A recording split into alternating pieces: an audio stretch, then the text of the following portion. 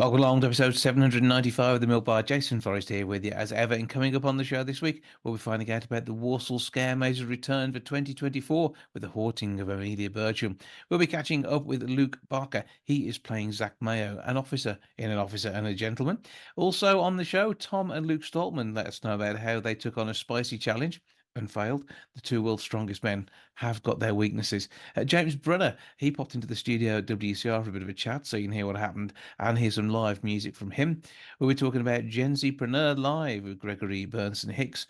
Carlton Kirby lets us know about his appearance at the Stafford Gatehouse on the 18th of September, and we'll also be finding out about Totally Tina too. That's all on the way on the show this week. Welcome to the Milk Bar. Welcome to the Milk Bar. Welcome to the Milk Bar. Welcome to the Milk Bar. Welcome to the Milk Bar. Now, An Officer and a Gentleman is at Wolverhampton's Grand Theatre from the 23rd through to the 28th of September, following the story of one gentleman in particular, played by Luke Baker, who joins me now. Hello, sir. Hi, how are you? I'm good, thank you. And you get to be Zach Mayo in the show. That's right, yeah. I play the Richard Gere part, Zach Mayo.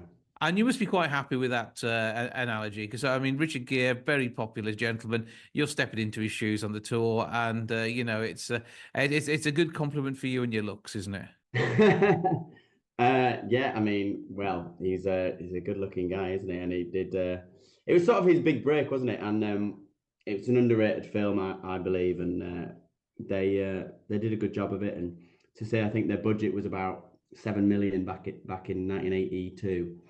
They've grossed about 300 million off it. So they obviously did something right, and the writing and the storyline connected with enough people that it's good. It's a success. So yeah, Absolutely, yeah, a moving story, powerful songs, and the songs in the stage show. Now, I always quite like it when we got a show like this, which is full of basically 80s power ballads, yeah. and a good 50% of your audience will have grown up listening to these and have their own meanings that run with them. Yet to the cast, they're all interpretation surrounding the characters you're playing, because you guys aren't old enough to remember them first time round. Well, some of the cast are, but some aren't. But yeah, that you're right. So most of the audience that come to watch the show, have a connection with a lot of these songs, and some of the songs they probably won't know, but most of them they will.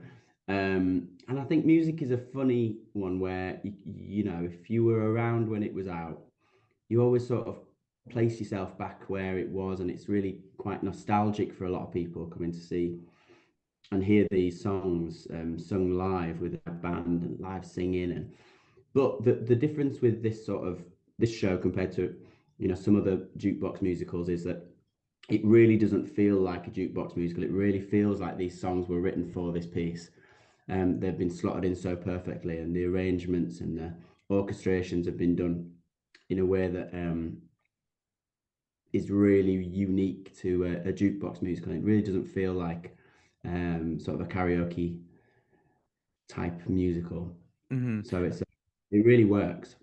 And I mean, the story itself, though, surrounding Zach and Paula, Zach as a young officer candidate, and Paula, I mean, captivating, yet has got a very strong spirit of her own, which is nice to see a good female role written. Yeah, I mean, to be honest, everyone's got such a great storyline within this piece. So whether it's Zach, Paula, Lynette, Sid, Foley, we all know what's going on with them, and it's their stories and their arcs are really clear throughout the whole piece. So it's really shared out quite nicely.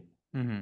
When you first started the audition process on this one, I mean, it's almost like you're building a cast of people who've got to be your best mates, and it turns into something which becomes more than just acting. I mean, the camaraderie within this group must be good. Yeah, I mean, we're really lucky with this cast. Like, everyone's so nice and so good, which is a gift when you're on tour, and yeah, I mean, you do have to form sort of good relationships with everyone, as you're going to be on stage with them and working with them quite closely. Yeah.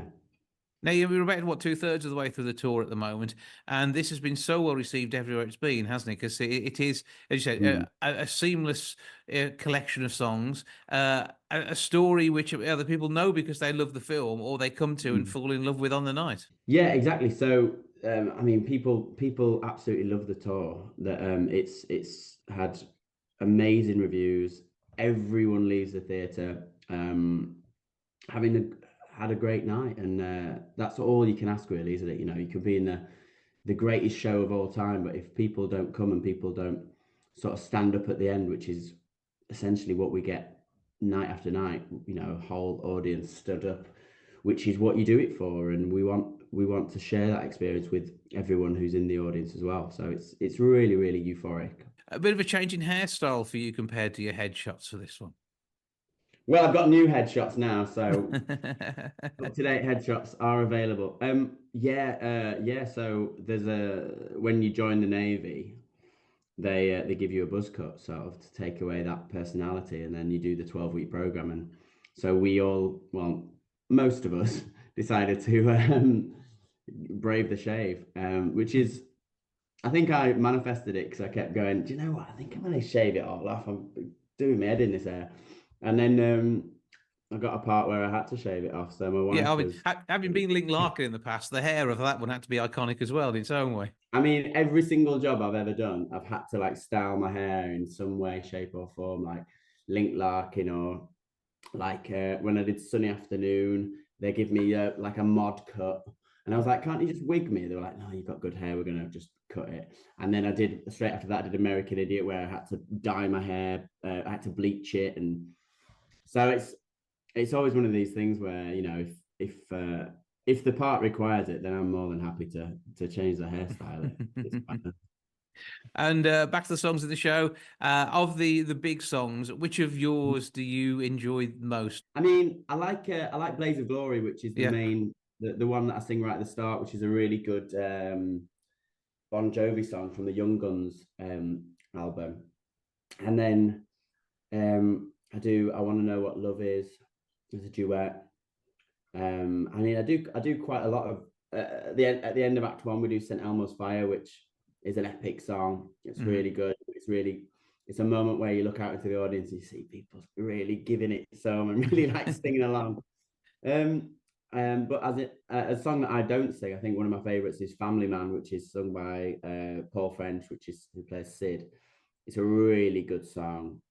Really, it's sort of dramatic moment in the show, and it's, you know, if you listen to the record and you listen to what the version of us in the show, it's completely different, and it's better, and it's in a much sort of more dramatic way, in a really poignant moment in his story. So I really like that song. Yeah. Well, the show itself has been doing absolutely amazing things, and as Zach Mayo getting to bring him to life, I mean, I know you're clearly enjoying this run out on tour. Grandtheatre.co.uk to get your tickets. 01902 429212 is the box office number. Those dates, once again, the 23rd through to the 28th of September, and a musical that will, I think, move you, rock you, and also give you a lot to sing along with at the in your head at the time, which will then, I mean, you'll be probably walking down the road on the way back to the car park, recreating 80s classics with you and your friends. I think it's that sort of show, isn't it? It absolutely is. Absolutely is. I mean, I'll be walking back to the car park as well with the audience. So they always stop me and sort of go, oh my God, I loved it. So, you know, what more can you want? It's the sort of show you want to be in, and one where you and the team are absolutely shining with this fat talent that's going to be on that stage. Luke Baker, thank you for joining us. Thanks so much for having me.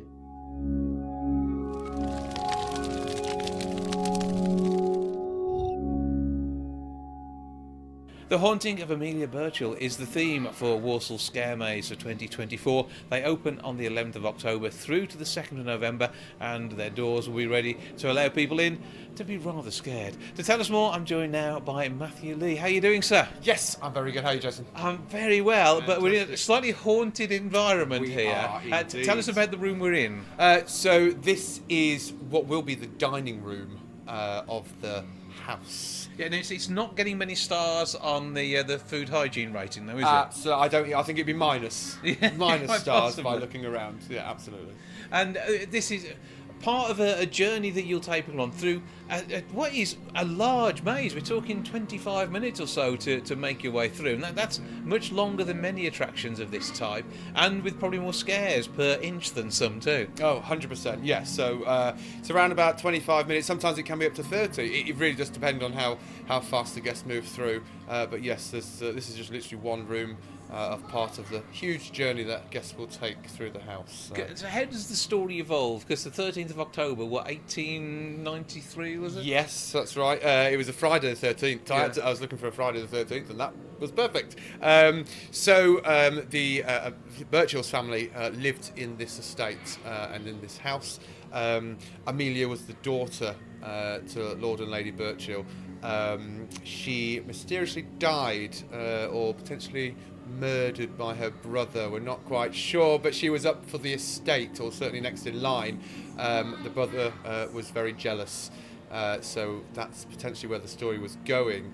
And then it evolves because Amelia wanted to play with people, play with her friends and family members, but obviously being dead, she couldn't do that, so she found a way to do that in the afterlife with many other spirits that live in the house. And I think there's probably a part where we have to stop before you give too many spoilers away. But I mean, how many sort of characters will you find here? There are lots. So there'll be the family members from the house with the Birchalls, but then there'll be potentially other spirits that may well be haunting the house from way back when, before the Birchall estate took over, up until even post the Birchall family took over. I've got the feeling there's something going on. Being watched. Yes, You're I feel potentially like I'm being watched. You Good are. afternoon, gentlemen. Welcome to the Birchall's household. Hello. It's nice to have residents amongst us for a change. The living kind. Well, yes, living, if that's what you call yourself.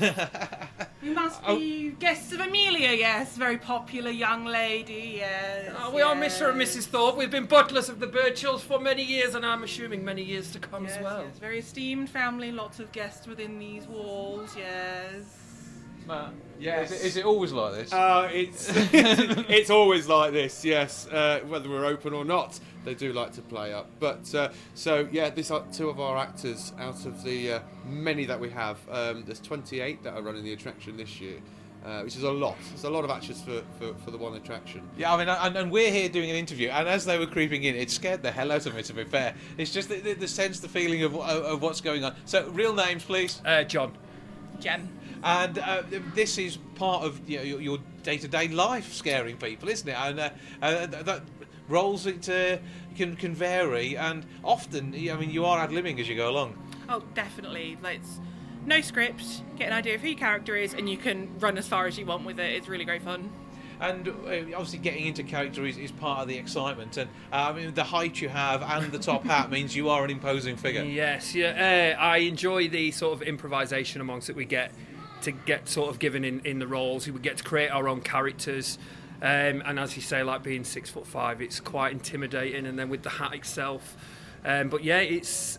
The character background is great. You've got freedom to create your own characters within, obviously, the maze itself. It's fantastic. And then it comes down to things like makeup, and a costume is often provided, but getting the makeup right, I mean, this is something that you guys are the artists for as well. Yeah, a lot of us will do our own makeup, and it's something you learn to love, and it's definitely a passion of love. You do all the makeup, you do all your base, you do all the fun bits, and we have got amazing makeup people on team as well to help you get just right and look as terrifying as possible. Yeah, because I mean, you're immersing into a whole world, and having seen bits of the maze last year, I didn't get to go through when it was all in action, and you're dealing with people who are here to be scared, but you still actually catch them out. Yeah, absolutely. I mean, so you get some customers that come through that they try not to act scared, and when they get immersed in the scene and stuff, and they're absolutely terrified, and your character then comes out even more, and you can catch them off guard even more. So that's the fun thing about it, is catching them all off guard when they don't expect it. And obviously, the scare season may seem short. I mean, you work on all sorts of projects throughout the year. Yes, yeah, we all have a bunch of different things going on. Obviously, Walsall Scare Maze here, we run through the Halloween period, and we do our Christmas maze as well. So sort of end of the year, it's all going on here, and yeah, fantastic time. And as long as Matthew's still there and not been abducted, I shall come back to you for a moment. I am still here. But it is a real immersive experience, and the temperature plays a part, the effects play a part, the brilliant acting crew that you have are going to make it so almost realistic, and the way that this is built, I mean, it is a labour of love, the same as the makeup and everything else. It really is. There's a lot of hard work. There's a lot of hours that go into building the attraction, and as you say, there's lots of different layers. People don't realise that behind the scenes, it takes a lot to create an immersive attraction, immersive theatre. Essentially, that's what it is. Everything from the technology that we program, build and design ourselves, from whether it be extra added scares to animatronics, to the scents. We use scents, different smells all around the attraction, lighting, smoke effects. There is a lot going on, and like I said, behind the scenes, that people don't see it, but it definitely is a labour of love, because there's a lot of hours. Well, I say it looks phenomenal even now, and you're still a few weeks away from opening as things are finally prepared. How do people get tickets? Because I know they're already going quickly. Yes, and they really are going quickly this year. So best way to get tickets is to visit the website, walsallscaremaze.co.uk, and they can jump online and get them now, because they'll save money while they get them early. Okay, early bird offers available. Make sure you sort it and get yourself along to be scared. And the reality is, you will probably want to go through this more than once, won't you? I think that's one of the features. A lot of people do. Yeah, we do have a lot of people going through more than once, and not just that. People can stay around because we haven't just got the one main attraction. We've got the sort of over 18 plus extreme attraction, which is outside as well. Inola. Inola, yeah, which is sort of one of its kind of the UK, really.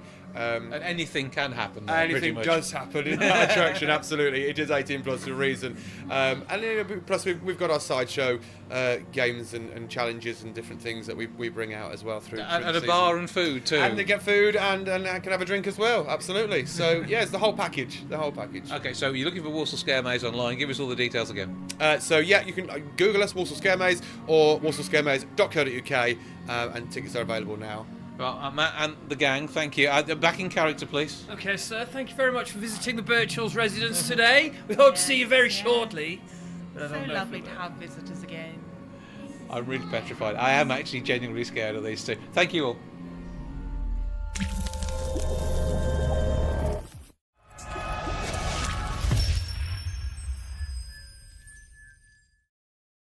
Totally Tina is arriving at the Stafford Gatehouse for the 15th time on Saturday, 21st of September.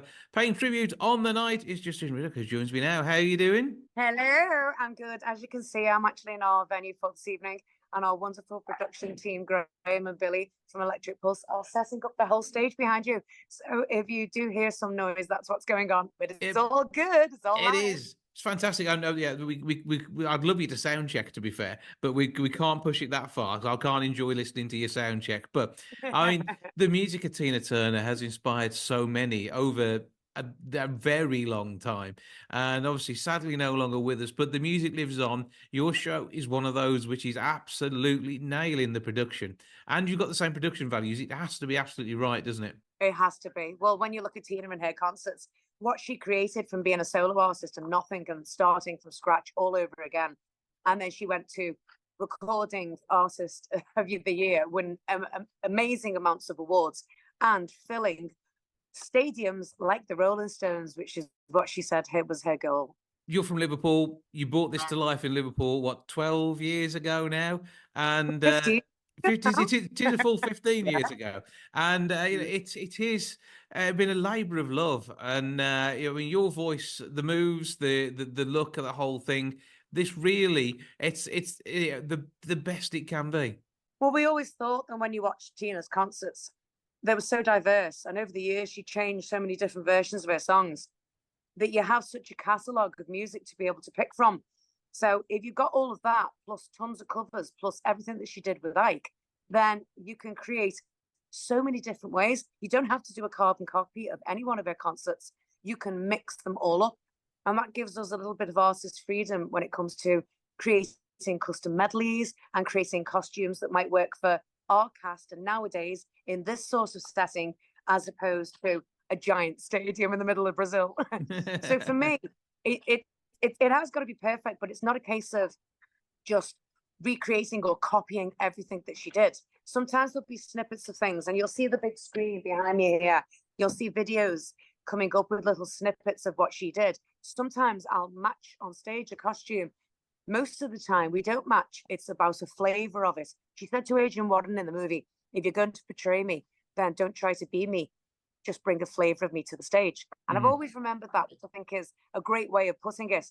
So we are impersonators to a degree, but we are tribute acts because that's what the name has become to mean. But for me, I like to say that we are paying tribute to the legend that she was. The concert is all about her. What we do is not about us. Hey, look how great we are, pretending to be someone else. It's about remember how great she was. Not that you really need to remember anyway. But it's a chance to live it. That's the thing. And I mean, but you do one thing you do is you bring your own humour to all of this as well, don't you? Of course. Well, you've got to. I haven't got the same. Even though people say that I sound like her, and I do try my best. What's love got to do? Got to do well then. It's really about putting on. If I was to sing that as myself, what's love got to do? Got to do with it. Totally different voice. So you really are thinking about the inflections and everything. But at the same time, you get to still remain you. So throughout the show, I always talk in the American accent. Hello, everybody. But I get to lie down on the floor and say, okay, I've had enough. I'm knackered now. Whereas Tina would have never done that. But I mean, throughout your career, your musical path has been here, there, and everywhere. I mean, in some ways, very much like Tina's was as well. But in Stars in Their Eyes as Anastasia, I mean, that must have been good fun too. The global tour that followed off the back of that, and you're just a performer who can put yourself into various other pairs of shoes and bring the voice with it.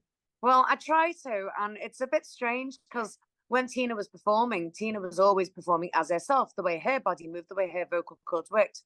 When you are portraying somebody else, then it is a case of twisting and editing your body into different places, different moves, and trying to match her vocally. And sometimes it can take quite a toll on who is you. But I always remember saying when I was a cabaret artist on the circuit for the first 15 years of my career, that I never knew who I was anyway. Because one minute I'd be, man, I feel like a woman. I'd be doing Shania Twain. Then the next minute it might be, it's that old devil called love again. And you'd be doing a jazz number. And then next minute you might be doing something like, on my own, pretending he's beside me. So there were so many different voices. I never knew what was me anyway. And I would honestly say being Tina has sort of killed off a lot of the other voices that I used to do. The genres, I'll say genres rather than people. So Anastasia was nice, but she's very similar to Tina. I'm out of love. And simply the best. It comes from the same vocal range that I used to do Tina.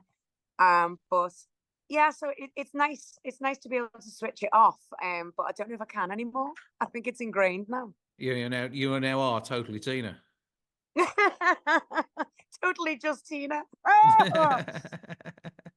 Well, I mean, it's going to be a great gig. And do the songs stay the same every time you're out, or do you like to mix them up each time you go to a different venue? Could you keep the band on their toes? Well, we try and change things up every year, and every January I come up with some great ideas, and it takes me to around about August to get them in. It's a slow process. You got to have the charts made for the musicians. You got to have the choreography created. You got to work out what costumes you're going to do. And it does take a while because, unfortunately, because we work so much, we hardly ever rehearse. This is the rehearsal. Life is not a rehearsal, honey. So we've got no energy left. We do on average about 160 shows a year. So there's no time for sitting and doing it all again. Well, you're always on the road and always making audiences absolutely adore both you, the music performing, and the night out that they get.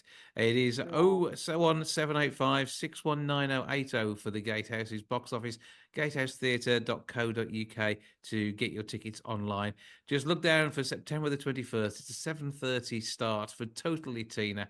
And I think it's the epitome of the bringing this music to life the way it should be heard. And as you say, it's as Tina said, it's one of those things. It does develop, it does change, and the audience changes too, and you're singing to a different audience every night.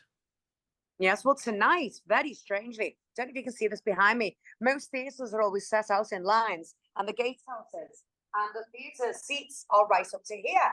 But tonight, look at this. You've got a dance floor. Dance floor. And as well as the dance floor, we're going to have a DJ that is starting before we do. So you never know what you're going to get, do you? No, never. Well, nice tiered seating. Everyone gets the best seat in the house, the Gatehouse. That's going to happen, as I say, September the 21st. Get your tickets now. Make sure you're there for Totally Tina. And Justine, thank you for joining us. Thank you for being Tina, and have a brilliant time at the show. Amazing. Keep rocking, everybody, and keep shaking those tail feathers.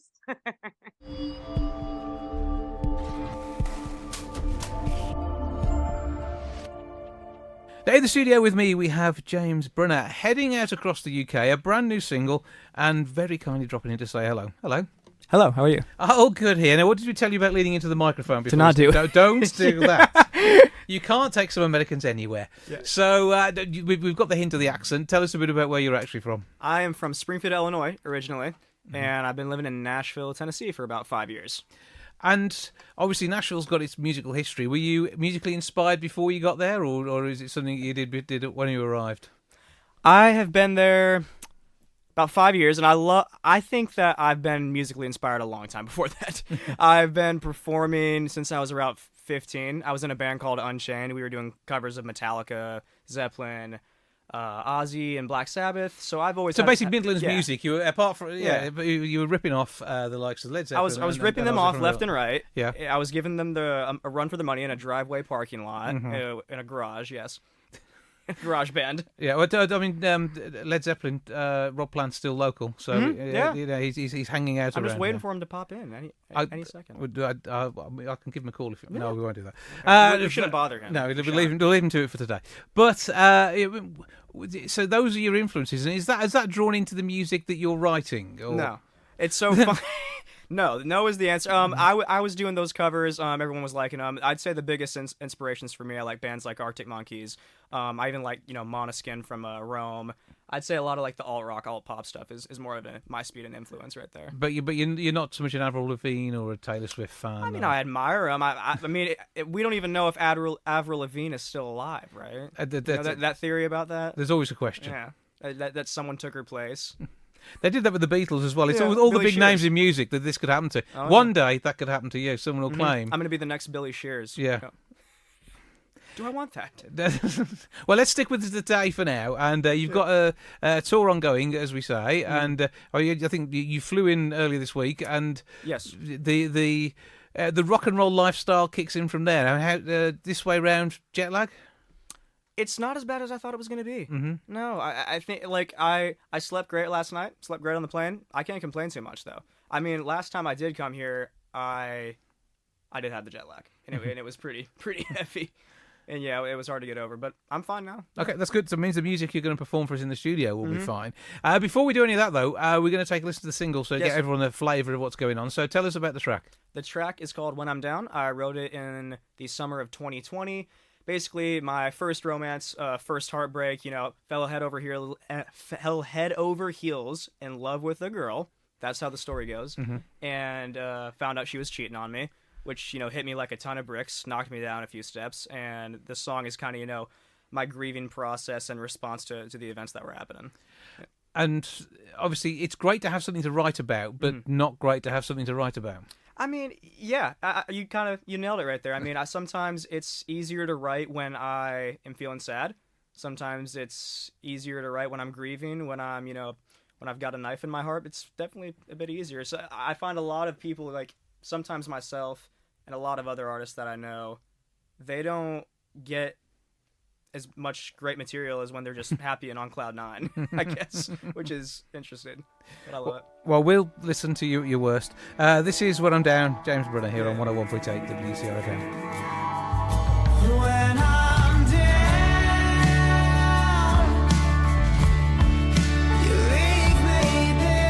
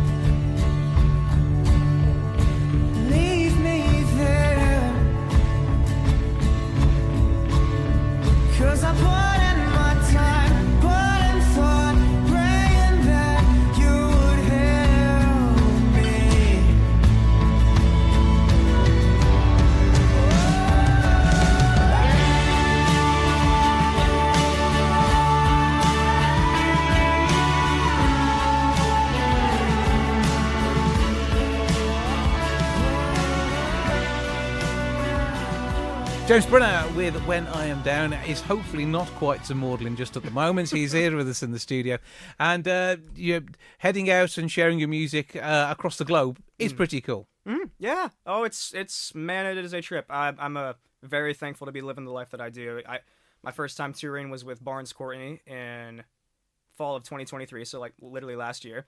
And it was an absolute blast. We played with Barnes. We played with the other support bands, Yannicka and Ramona Flowers. And first time I came to Europe and the UK was this past summer, touring again with an artist named William Fitzsimmons.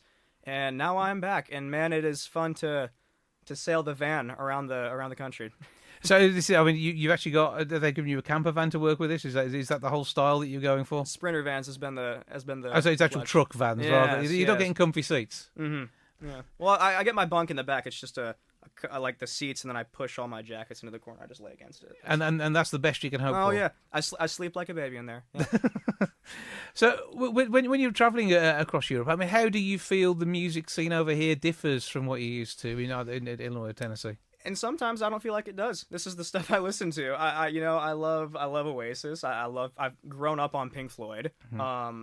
Love the Stones are like my favorite band ever.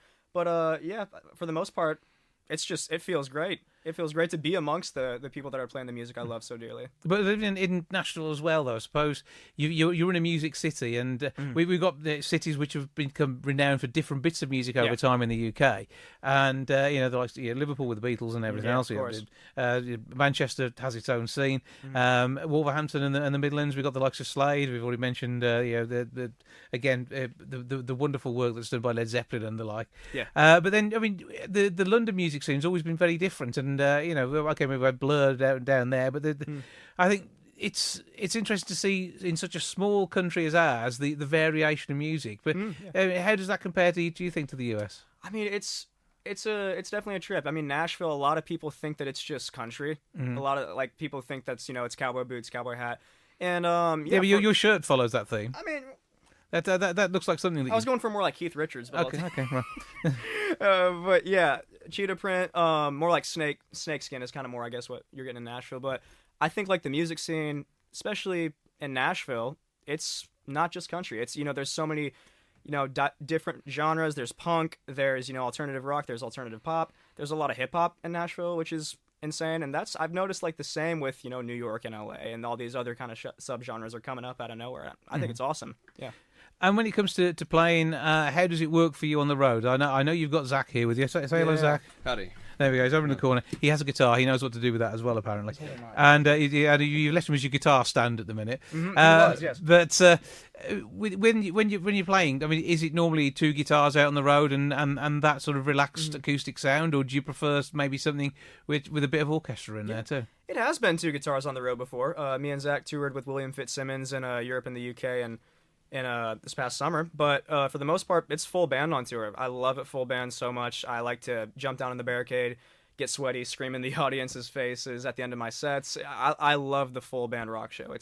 I'll chase it forever. I love it. Okay, well, you've got the guitars. Let's have a little listen to something live now. Yeah. So what are you going to do for us? I will be doing, let's do a song called Bad News. Okay. All yours. Take it away. Yes.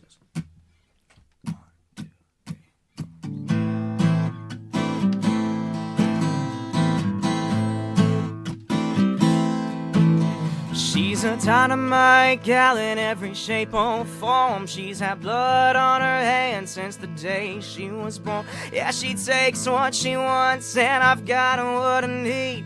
If she's the bad news, then what does that make me? It's a tough break for a long day, but the sun sets no matter what I say. 5 o'clock news caught me down on the strip with a woman on my mind and a gun on my hip. I've seen cherries on berries, felt the rush of the wind, but nothing beats the taste of her tongue on my lips.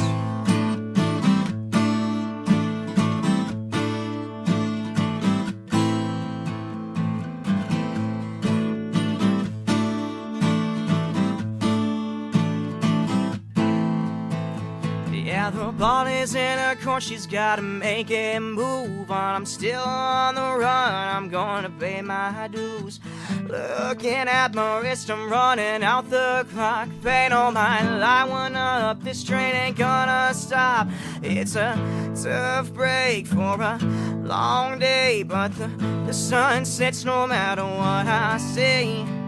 5 o'clock news got me down on the strip, with a woman on my mind and a gun on my hip. I've seen cherries and berries, felt the rush of the wind, but nothing beats the taste of her tongue on my lips, yeah.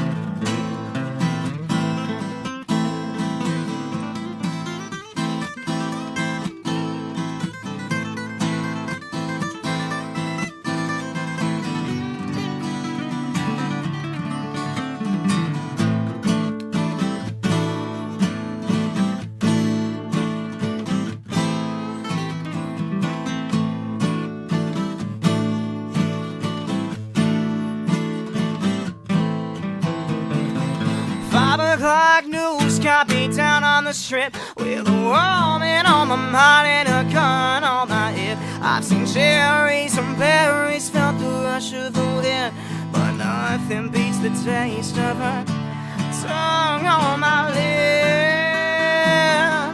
Oh, oh, oh.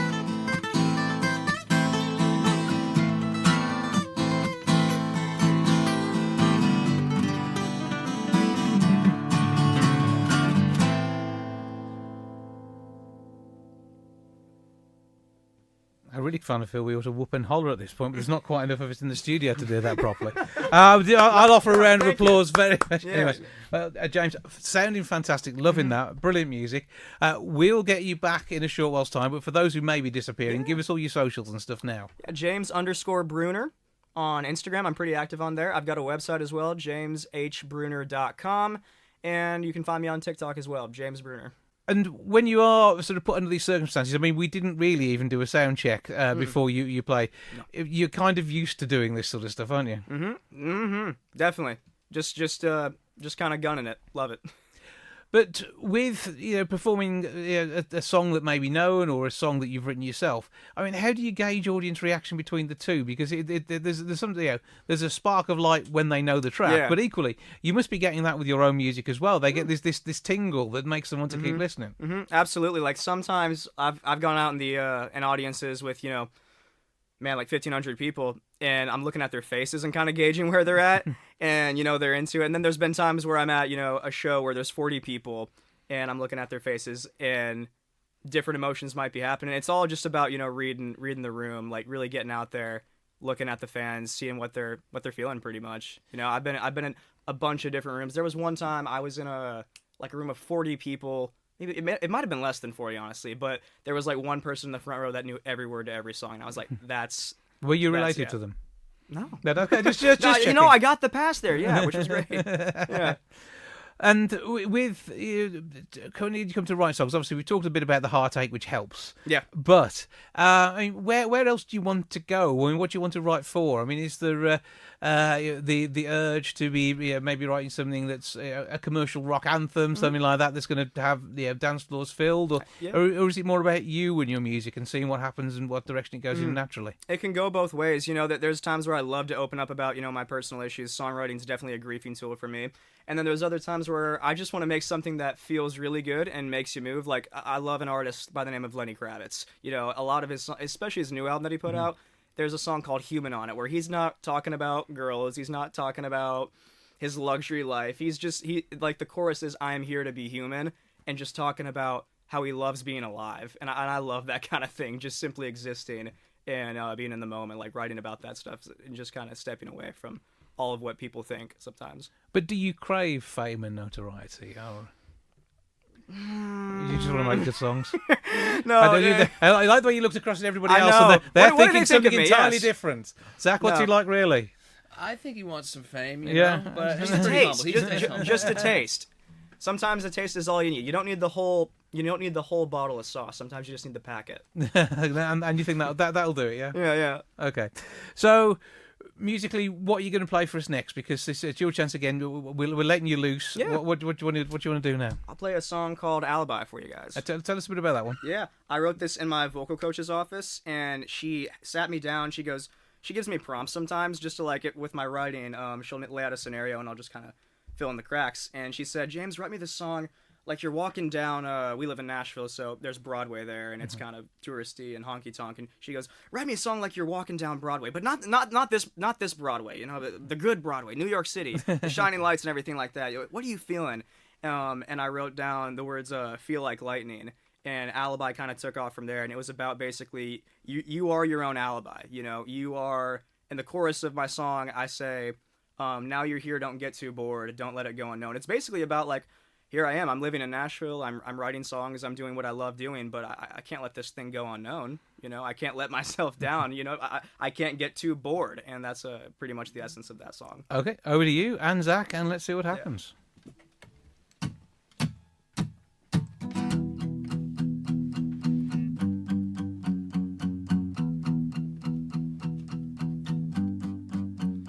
Feel like lightning, baby, pour running through dark alleys. I've got my soul, I've got my boots, I wear my heart on my sleeve. Delicate blossom with her fur coat holding up the street. I'll take some chances on the city for what it gives to me. When the night it comes, honey, hold your tongue.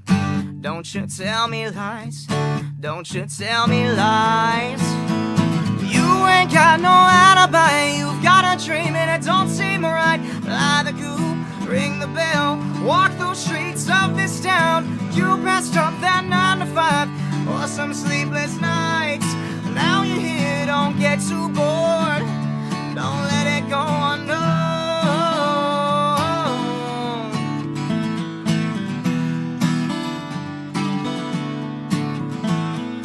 Here at last and yet they crawl all over and close from a town they know. Feel my heart beat out my chest, for what they see is what we wept. I see the light just like the dark, I'll see them laugh and I'll see them fight. I'll take some chances for what it'll give to me. When the night it comes, honey, hold your tongue. Don't you tell me lies, don't you tell me lies. You ain't got no alibi, you've got a dream and it don't seem right. Fly the coop, ring the bell, walk those streets of this town. You passed up that 9 to 5 for some sleepless nights. Now you're here, don't get too bored, don't let it go unknown.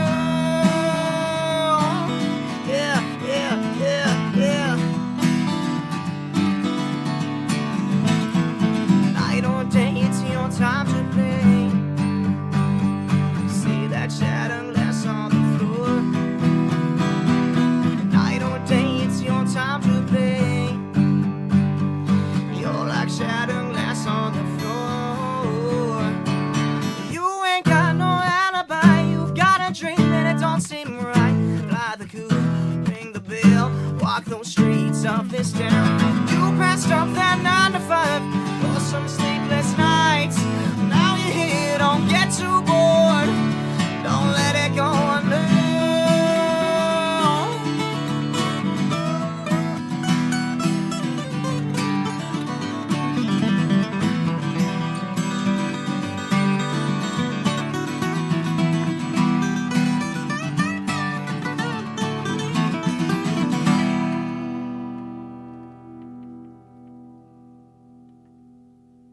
Once again, sounding absolutely phenomenal. Thank you for Thank playing you. that live. And I think it comes across even more importantly when you can actually see the person playing it as well. I mean, pre-recorded music, absolutely fantastic. Music videos have sort of made a difference.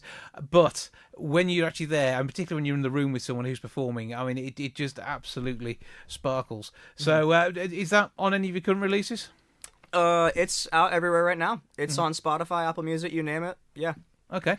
Give us all the details on how they find you. Yeah. You can find me on Spotify. My link tree is in my Instagram. You can click that, and all the links to my songs will be there. I'm on Spotify, Apple Music, YouTube, Tidal. I know this guy uses Tidal. So for anyone that's still using Tidal, my song is there. Okay, so it's similar as that. And Zach, I mean, what is he like to work with? I think he's great. Very laid back. He lets everyone have their influence on it, and we come to our decisions mutually. Great boss. I'll tell you that. Okay, that's the way we like it. Too kind. So with James Bruner in the studio, it'd be wrong not to make him work hard and do a third live track before we let him go back out into the wild. Yes. And what does that wild hold for you for the rest of your trip over here? Because you're here for quite a while, aren't you? I'm here for a bit. I'm hanging around you beautiful people at these radio stations. I'm playing songs, and then at the end of this month, I'll be touring with the Struts and Barnes Courtney on their co-headlining tour. It's called the Grand Union Tour. And yours truly, James Bruner, will be the support on that tour. And it's going to be a lot of fun. It's going to be a lot of loud music. Yeah, but supporters are important for bands. I mean, not so much even when you're upcoming. I mean, you can be an established act and be a support. It's actually being part of that bill that's important. Absolutely. And I think it's sort of curating the right feel for a whole night. Yeah. And you put the wrong support in, you've got a bad night. So obviously everyone's going to be into good things on this tour. Absolutely. So much. I'm really looking forward to it. It's going to start in the UK and end in Europe. And some of these places I have not been to before. I know we're going to Poland. I've never been there. I'm very, very interested in it. It's going to be a grand old fun time. Well, I know you're playing in Birmingham, aren't you? Yeah, we're playing in Birmingham. Where are we playing in Birmingham? What's the venue name? Institute. Right, there we go. The Institute in Birmingham. How do we get tickets? Online. Okay. Do you know that? The web? Should we just Google it? Yeah, that's the best one. Okay, we'll Google the Struts and with James Bruner support. And that's it's coming in Brum. And do you know what date that one is? 2nd of October. 2nd of October. You say doing well here. I love it when we get cues from the back of the studio. Yeah. So that's going to be worth getting along to. But I mean, when you're headlining, which won't be far off, but I mean, the US obviously you do that anyway. But where are you looking for support from? Who would you want to play support for you? And it can be anybody. I mean, go as big as you want. Man, there's Bono's kid has this band called Inhaler. Oh man, they're so good. I think they're actually my dream support, and they'd really give me a run for my money. There's a band based out of Belgium called Caesar's Palace, and they put on one of the coolest shows I've ever seen in my life. We played in Supersonic, the Supersonic Records in Paris. And we went next door because it's like it's one of those venues that's got like a small stage and a big stage. We go to the big stage next door after we played as a 2-piece acoustic, and this punk band was one of the best shows I've ever seen in my life. And they're this band called Caesar's Palace. I think my dying wish is to actually play a show with them, so that'd be pretty cool. Okay, well that is hopefully not going to happen for a good while yet. Meanwhile, what are you going to do for us as a third live acoustic? Yeah, I'm going to play a song called "Wait for You."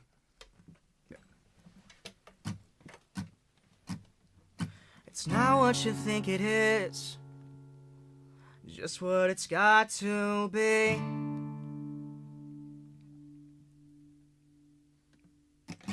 No idea, not a thought inside, that it brought you to your knees. You can stay inside all day, you can walk a straight fine line. All I ask from God is that He shows me the light. But I will wait for you till the end of the day, till the end of the night, till the end of the fight. And I will stay with you when the deed is done, when you're not having fun, where there's nowhere left to run. I will wait for you.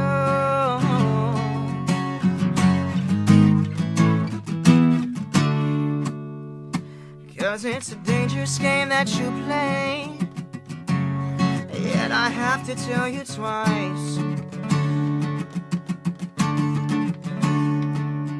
And I'm not a saint, no one is. You can come on home when it's all too much, to the room where you lay.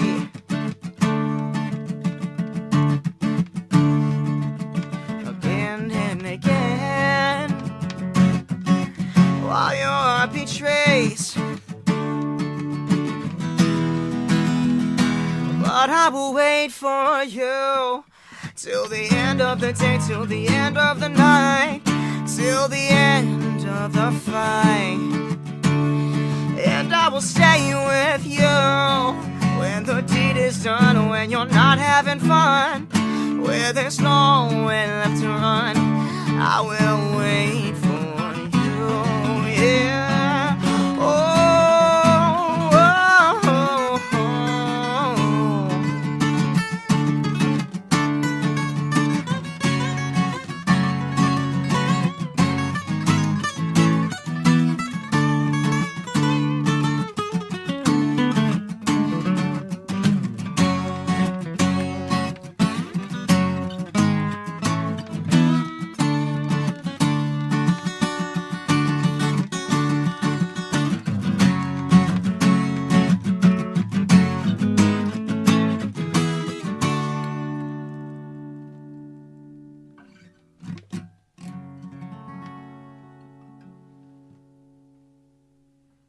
Now that one didn't I expected it to be fair. As long as it's what you were expecting, that's good. But that's an interesting way out of a song. Yeah, different. I like it. Thank you. I'm loving all the music, which is fantastic. And when you get to tour, you get to share it with a load of new people and people who didn't know they were going to love you either, which is again another good part of this. So I mean, what happens now? Is there merch? What do people do? I mean, yeah, there is merch. So like, I love to is it all leopard skin print? I wish, wouldn't that be awesome? They're like, absolutely not. No, I love leopard skin. Our merch will be at the merch table right after, and I love to go out and hang out and talk to fans, sign whatever they want, catch up. Yeah, I'll be at the merch table selling it myself. Okay, so that's what we're looking for, 2nd October in Brum at the Institute, as you're supporting down there. And one last time, give us all the details on the socials and etc. etc. I'm on Instagram, James_Bruner. My website is jameshbruner.com. You can find me on there. You can find all my shows, my music, and whatnot. And I'm on TikTok as well. I think it's it's James Bruner 6 because someone stole James Bruner. How dare they? Well, sounds like 5 others did as well, to be fair. It's the way it goes. Yeah. Don't worry. It's a hard life. Well, they'll provide you a free blue tick at some point, I'm absolutely sure. Thank you for coming in, and to the rest of the gang. Zach, thank you to you, and the rest of the entourage who make all this sort of stuff happen. It's been good to have you along, and we're looking forward to seeing your name in lights in more ways than one in the not-too-distant future. Absolutely. Thank you.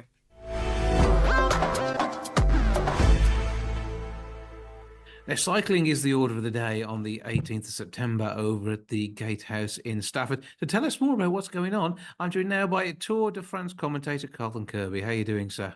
I'm doing great, actually. Just at the end of the Grand Tour season, we've just finished La Vuelta, Tour of Spain. So I finally got a bit of freedom, so I thought I'd come back to the Midlands. It's a great place to be. I mean, it is. 25 years talking about cycling, and that's just the Tour de France. Obviously, it's a passion that you enjoy sharing. Oh, it is, yeah. I mean, we have some great fun on our evenings, actually.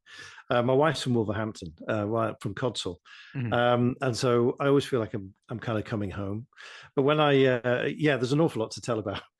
People want to know so much about what goes on when you're out on the road with the likes of Sean Kelly and various other people and all the sort of mishaps that we get into and all the scrapes and stuff. So that generally tends to be the focus of our evening because the people who turn up, they're often passionate cycling fans, but even those who've been dragged along who have no idea generally tend to have a good time. But I think it's my job to help them through it. Yeah, but I mean, these big cycle races, I mean, they do garner interest. And when the Tour de France has snuck through the UK, it obviously draws us in. We're there, we're interested. And people are lining the routes. And it's because it's something like you don't see. It's human-powered high-speed racing. It is, yeah. And you'll be surprised how quick they come by, actually.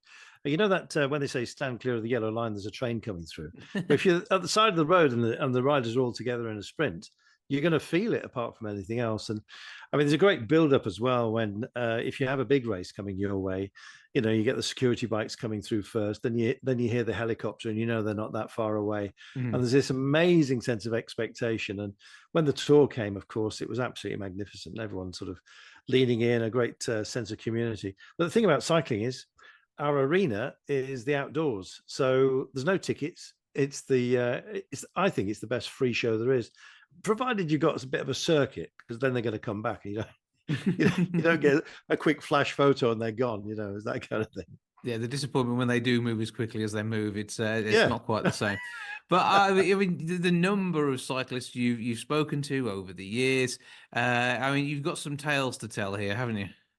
Oh yeah, I mean, there's so much, to be honest. It generally tends to be places that we get trapped in hotels behind security cordons and that kind of thing. And in fact, it's when the racing's over that you really start to realize just how many people are there, especially if it's a mountaintop finish, because we can't get off. So there's a huge race. As soon as we put our microphones down, we're running to get to the car so that we can get down the mountain before all of the fans start to move with their camper vans. Otherwise, it can be like 6-8 hours, that kind of thing. And there's always somebody that wants to nudge in. I remember once we were coming off Alpe d'Huez, and there was this enormous truck. Now, when I say truck, I mean like camper van times 10,000. And he started nudging in, and I thought, if we get trapped behind him, he's going to get security cordoned off the road, and we're going to get trapped.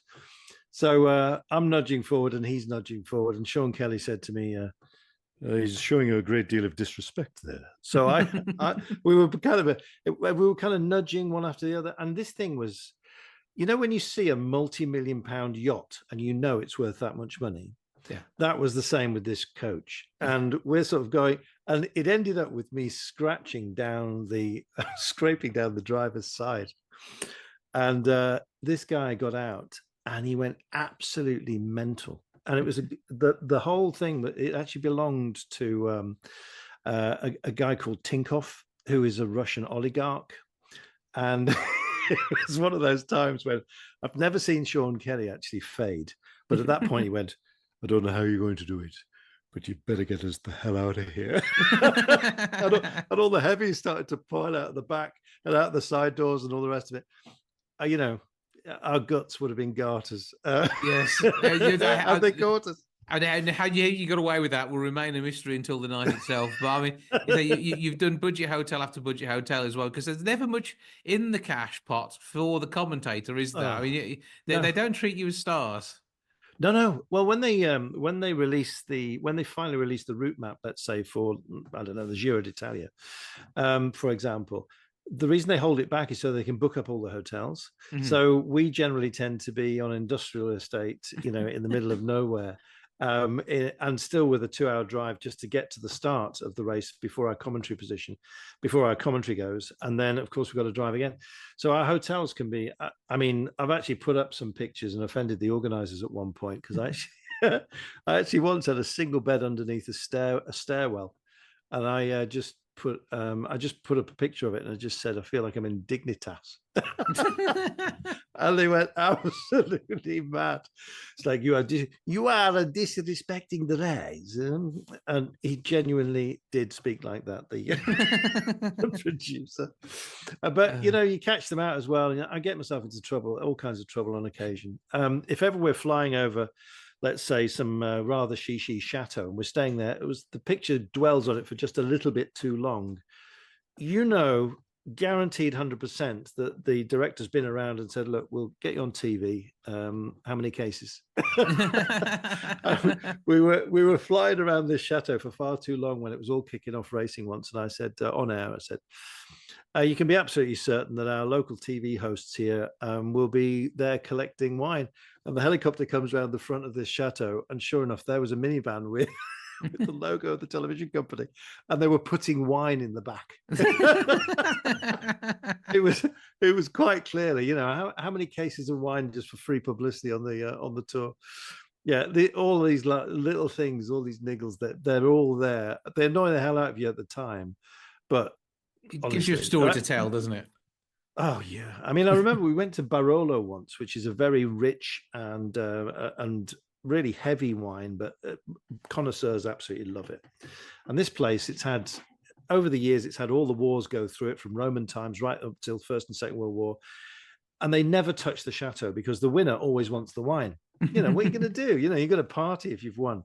So they've been untouched, and the arrogance of the place was just so huge. They didn't even provide water for the journalists, and that's a big no-no. At one point, they said, "Would you like to try some of our wine?" And I said, "Oh yeah, okay then." And they went, "It's €5 a glass," and I went, "How much?" And they said, "I know, a bargain." Yes, I said, "Well, stick it where the sun don't shine." So that was the end of that. And I got so angry. I went and I barcoded in some of the shops some of their wines. And when we got on air, I said, "By the way, I've just been to this chateau. This wine, you can find it Majestic for around about £12.50. If you come all the way to Barolo, however, you get the honour of paying £35 for it." Again, the commentary door was nearly ripped off, and the producer comes in livid as hell. But yeah, I've always been. I think it's possibly why the BBC never took me on, is because I've always been a bit edgy in that regard. I'm That quite happy makes to it more push fun. it. Exactly. So I've been in this side room all these years well, it says 25 years on the poster, but I've actually been commentating cycling for getting on for 30 years now. It's been a long time. Well, as I say, reminiscences all coaxed out of you by Duncan Steer from Pro Cycling Magazine, former magazine writer over there. He'll be working with you on the night. It's going to be great to hear this. Just hearing this lot now, and I know you're saving the best for the night itself, so it's going to be absolutely awesome. It is a Stafford Gatehouse Theatre. It is September the 18th at 7:30. Gatehousetheatre.co.uk is what you're looking for online, or you can give the box office a call on 01785 619080 and talk to the team. Grab yourself a ticket, take someone along who isn't expecting to enjoy it, and they will absolutely adore the night quite clearly. It's going to be brilliant. Carlton, lovely to speak to you. Thank you for joining us. Before you do go, give us where we can find you on the socials. You can find me on the socials. It's just my name, all lowercase. I was the first Carlton Kirby to get in there. So it's just Carlton Kirby at Twitter, or indeed at gmail.com. So it's CarltonKirby. No dots or dashes. All the other Carlton Kirbys. I actually found one who was on death row. Hope he's all right. Who knows? And he's probably got a few stories to tell as well. Carlton Kirby, thank you for joining us. All the best.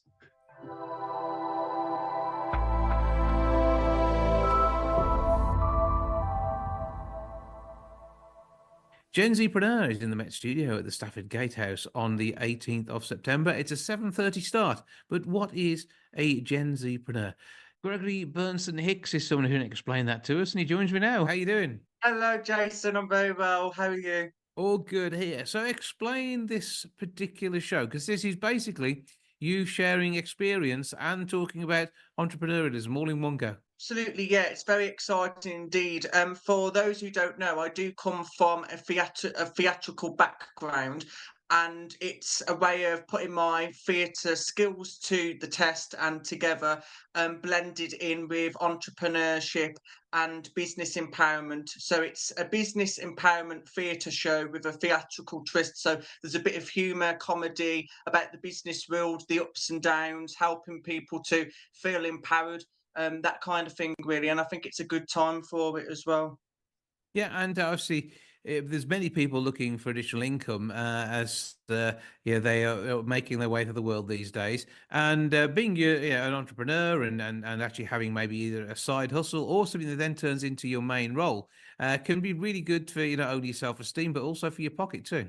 Absolutely, 100%. I do think that people are looking for more unconventional ways to feel more fulfilled and to have more control over their lifestyle, and their way of living. And I think a lot of people, especially for myself, has always strived off building my own dream rather than building a dream for someone who's already got theirs. So I think it's very empowering to do your own thing. It's certainly not easy. There's completely, a lot of ups and downs to it.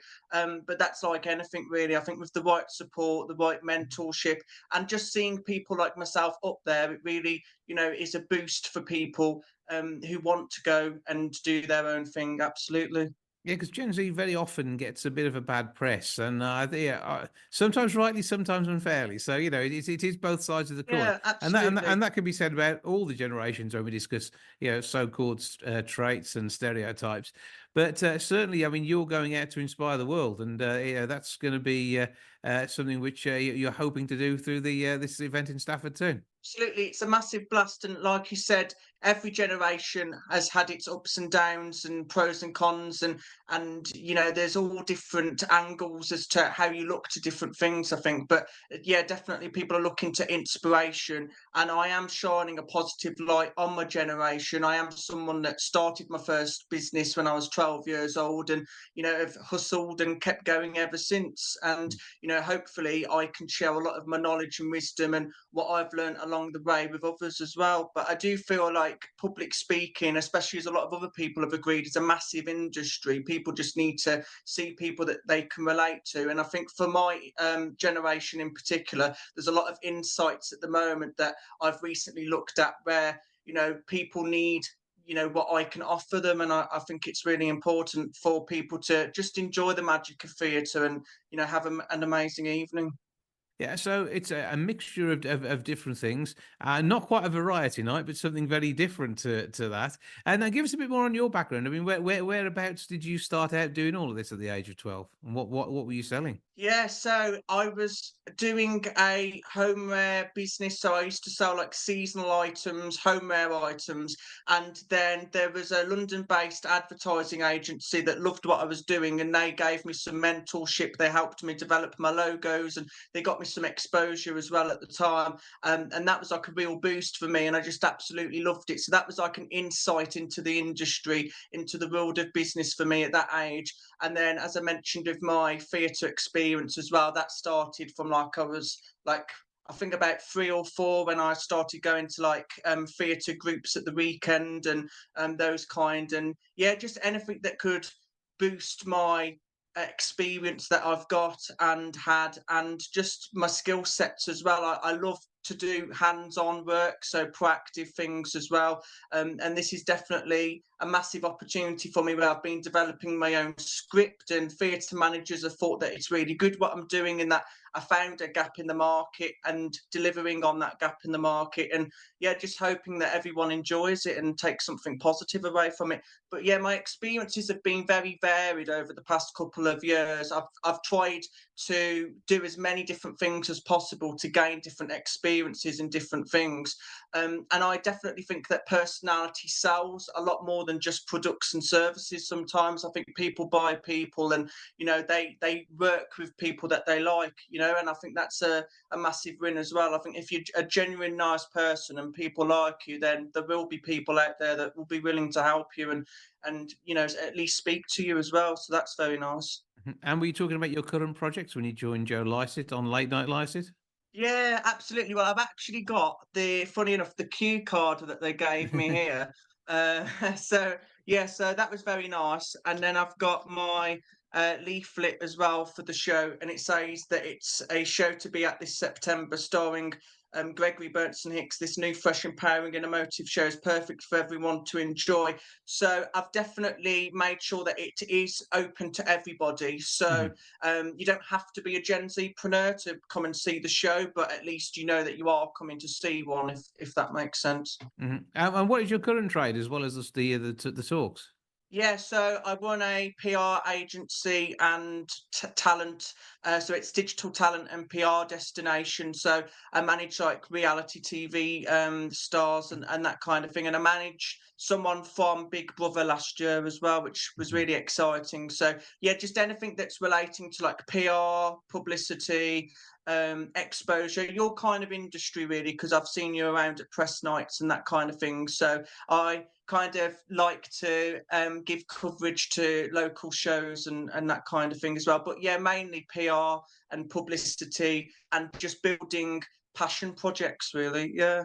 Well, I mean, good luck with what you're doing. Have a great time at the show. Tickets can be got via gatehousetheatre.co.uk. Or you can give the box office a call. That one is 01785 619080. And as I say, it's in the Met Studio at the Stafford Gatehouse, September the 18th, 7:30. GenZpreneur live. Gregory Bunsen Hicks. You're going to be an absolute star down there, aren't you? Absolutely. It's going to be amazing. I hope to see you all there.